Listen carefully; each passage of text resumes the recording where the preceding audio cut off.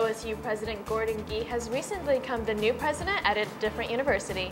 And the mother of Trayvon Martin was on campus to talk with students. And a student who was bit by a shark on a Buckeye surf trip last year shares her experience with us now. All that and more coming up right now.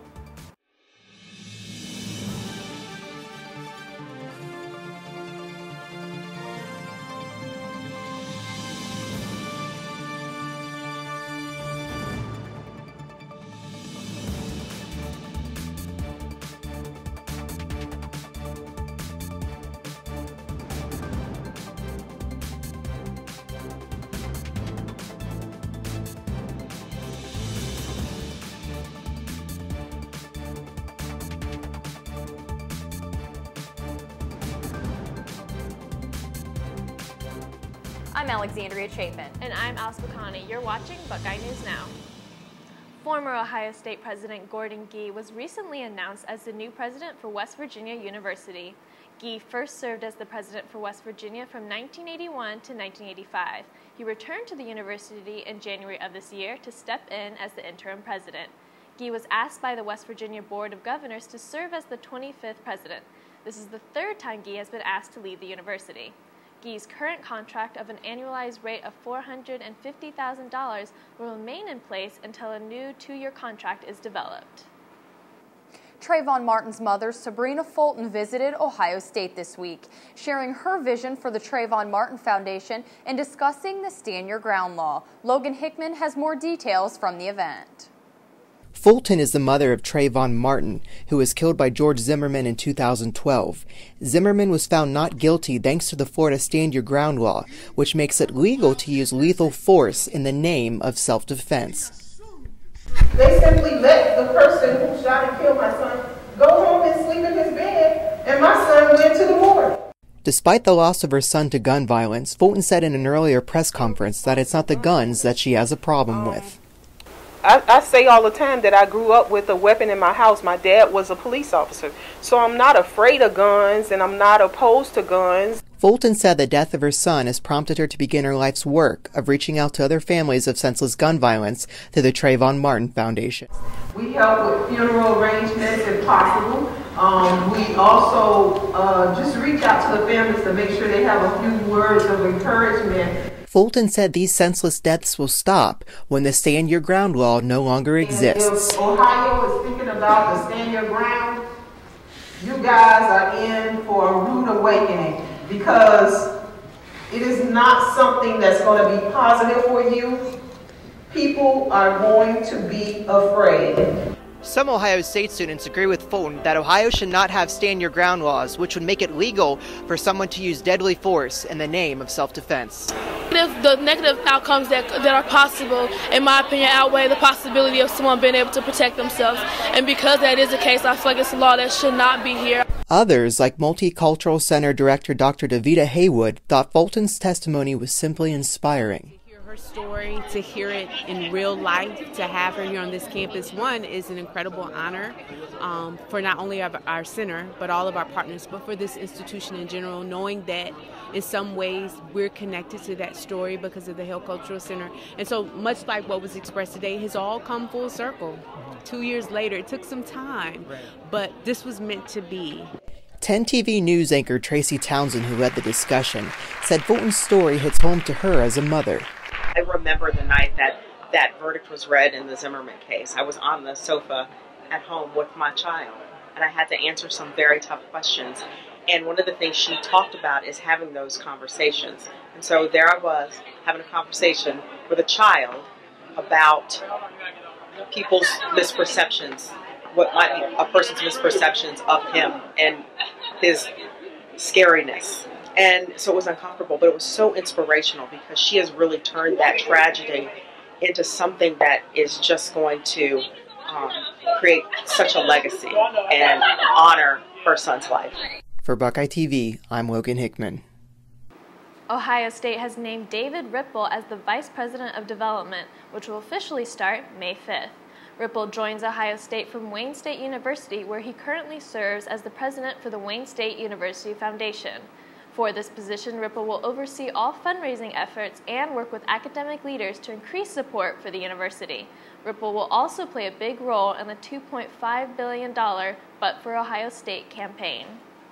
As spring break approaches, most students are ready to escape to warmer temperatures. Our Buckeye TV meteorologist is in studio right now. Mackenzie, how will campus look over break?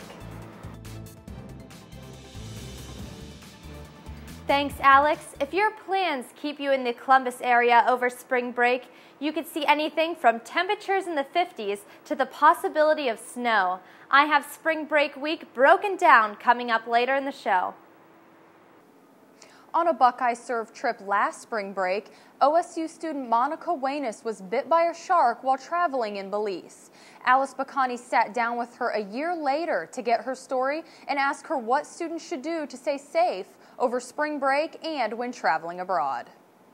We were just in there, and I was in there for about 2 minutes, not more than 2 minutes, and all of a sudden I felt something chomp down on my foot.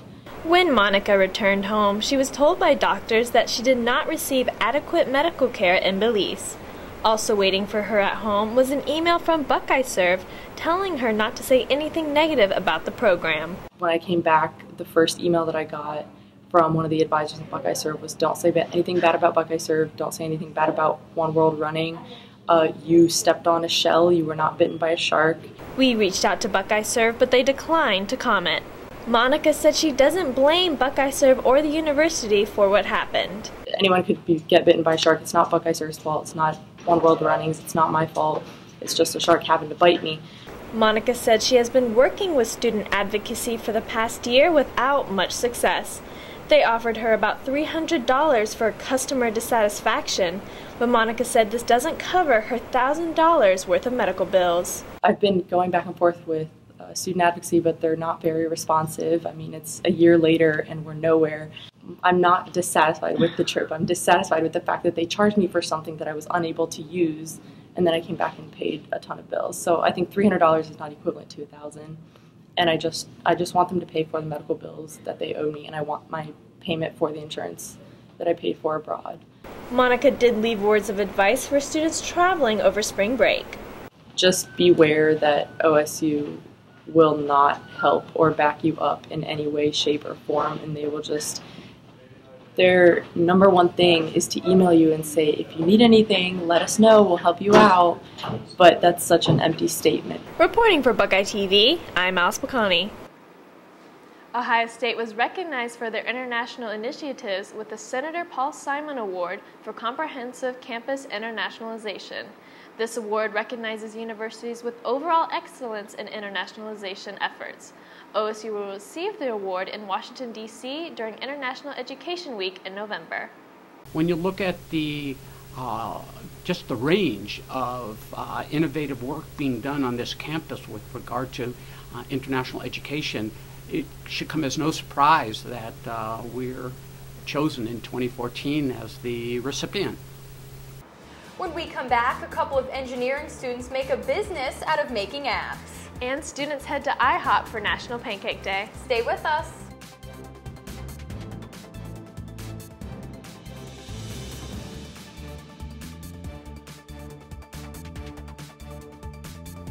Welcome back. Those dreaming of creating their own app now have the chance to do so. Applet was created to help make app creation accessible to anyone with an idea. Ariana Bernard has more on the business and the two students who run it.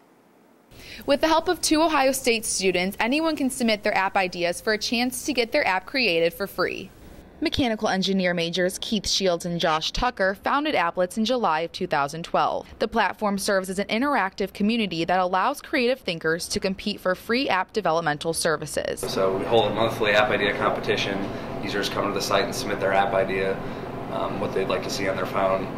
And at the end of each month, we hold public voting, and the highest voted idea is deemed the winner, and we go and start creating that app. The app creation process is public, and app users are able to contribute to major decisions. They help with naming the app, they help with deciding what features it's going to have, what the slogan is going to be, and what it's going to look like. Currently, Applet has 8 apps on iOS and 3 apps on Android. There's a bunch of different kinds. We have some productivity apps, some games, some utility apps. We have a little bit of everything. Josh and Keith have utilized several student organizations such as the Business Builders Club and PRSSA's The Practice to help them with their business. Within the last month, Applet has launched a new site version which allows users to be more interactive with the app development process. However, looking into the future, the two co-founders do have some plans for improvement. So we're looking to put in like a user interface, mock-up sketch software. We're looking to do that and just stuff to refine the community a little bit. Reporting for Buckeye TV, I'm Ariana Bernard. The Ohio State Suicide Prevention Group hosted their annual Are You OK event to promote awareness for suicide prevention. The American Foundation for Suicide Prevention reports that about 15% of students experience depression and other mental illnesses. The event held games, giveaways, and other refreshments, while attendees could also participate in training sessions.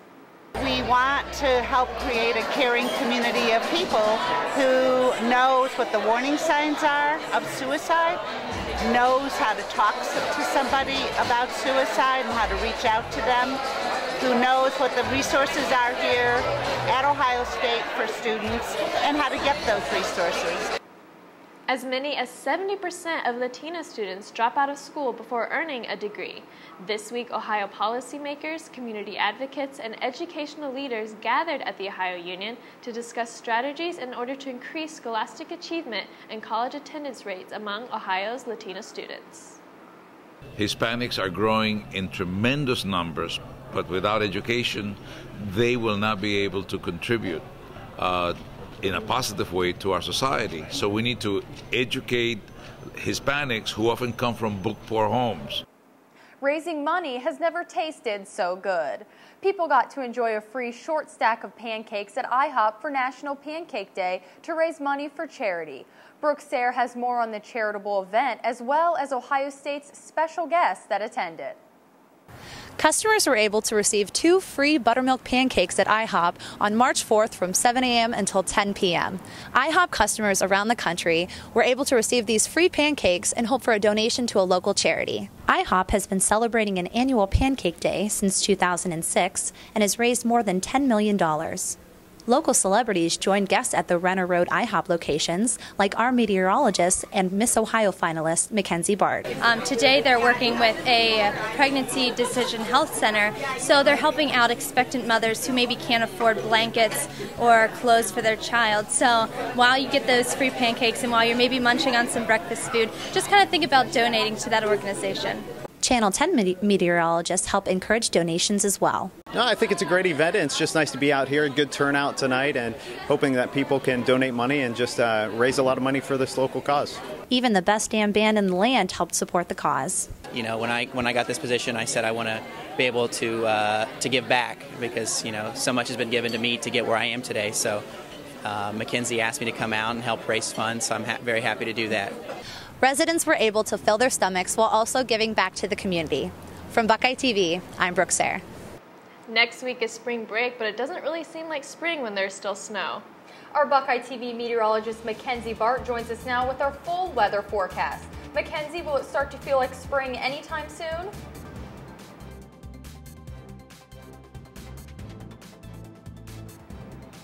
Thanks, Alex. As many students will be leaving for their spring break week, some will be staying here in the Columbus area. And for those students staying in Columbus, I have your spring break forecast laid out for you. Monday, we can see mostly sunny skies hitting up into the 50s. By Wednesday, we're looking to cool down some to 45, mostly cloudy skies. And then Friday, we are looking at a chance of snow and temperatures will be dropping some.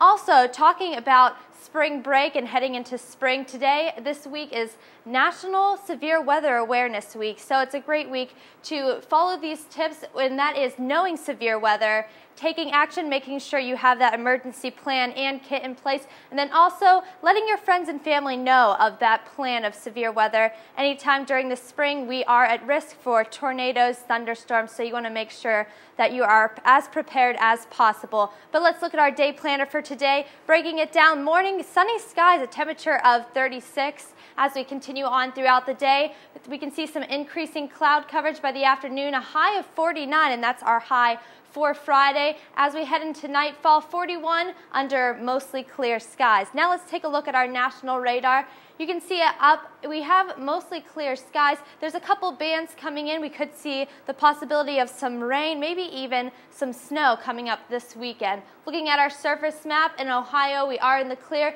There is this cold front, though, moving in, and that's what's bringing this possibility of a band of rain and or snow. Friday night, we're looking at a low of 30 degrees, mostly clear skies, winds from the southeast 4 to 7 miles an hour. And then tomorrow we can see that band of precipitation as it comes in. There's a chance of rain, 30%, that could change into snow as temperatures decrease throughout the evening. But we're looking at a high of 44 tomorrow, winds from the northwest 3 to 5 miles an hour. Now let's take a look at your 5-day forecast. Saturday, a low of 24 degrees. Sunday, high of 40, low of 26, mostly sunny skies. Those mostly sunny skies will continue on into Monday. We're looking at a high of 49, low of 32. So starting off your spring break, it is going to be warm. Those warm temperatures will continue Wednesday. We're looking at mostly cloudy skies, a high of 44, low of 33. I'm meteorologist Mackenzie Barr, and that's your Buckeye News Now weather update. Back to you guys in the studio. When we come back, we're joined by our sports director, Franz Ross. He has the latest in spring football and a full campus sport report. Don't go away.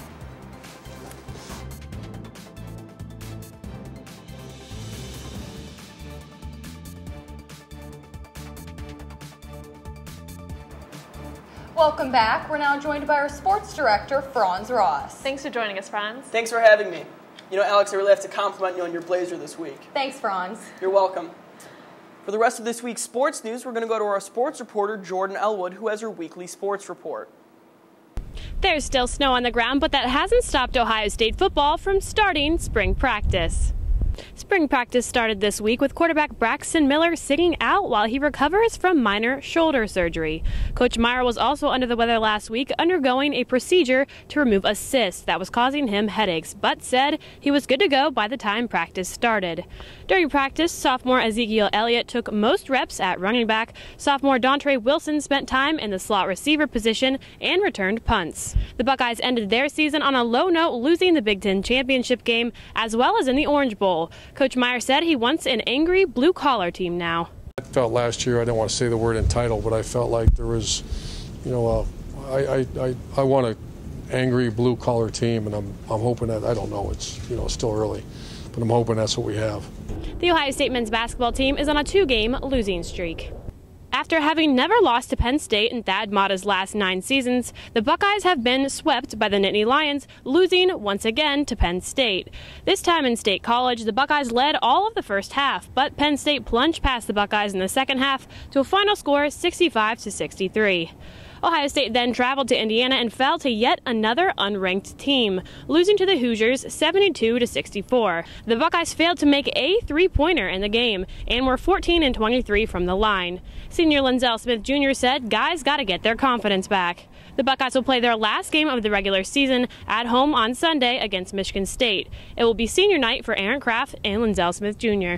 Ohio State baseball returned from North Carolina with 2 wins and a loss. The Buckeyes topped Pittsburgh 6-2, took down Western Kentucky 5-4, but couldn't defeat East Carolina in their home state, losing 3-2. The Buckeyes, with a come-from-behind win over Western Kentucky, scored 4 runs in the bottom of the 8th inning. The Buckeyes are now 7-3 overall and are set to hit the road for a 3-game series with number 9 Oregon. Men's ice hockey took on rivals Michigan in a 2-city weekend series. Up in Michigan, the Buckeyes tied the Wolverines 2-2, but Ohio State secured a shootout win. The next game, played at Nationwide Arena, didn't favor the Buckeyes, losing to Michigan 4-3. The Buckeyes have a home series this weekend against number 1 ranked Minnesota. For all your winter and spring sports news, make sure to check out Buckeye TV on Facebook and follow us on Twitter. Reporting for Buckeye TV, I'm Jordan Elwood. That's all we have for you this week on Buckeye News Now. Remember to like us on Facebook and follow us on Twitter. Thanks for watching.